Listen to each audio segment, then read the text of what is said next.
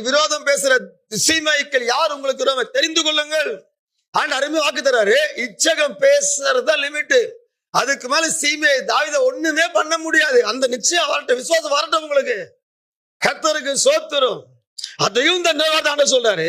உன்னை இப்படி பண்ணிடுவேன், உன்னை அப்படி பண்ணிடுவேன், இவன் இப்படி ஆயிடுவான், அவன் அப்படி ஆயிடுவான்னு சொல்லி இலவு காத்த கிளி போல எல்லாம் அப்படியே சொல்லுவாங்களே, இலவு காத்த கிளி போல உட்கார்ந்துட்டு இருக்கிறாங்க. இப்படி ஆயிடும், அப்படி ஆயிடும், அப்படி ஆயிடும். வேதம் சொல்லுது, கர்த்தர் உன்னை சத்துருவின் இஷ்டத்துக்கு ஒப்பு கொடுக்க மாட்டார். அவன் இவ்வளவுதான் பேச முடியும், அதுக்காக பேச பிரயோஜனமே கிடையாது. அவ்வளவுதான். இச்சக பேசி அடங்குவார்கள், அவ்வளவுதான்.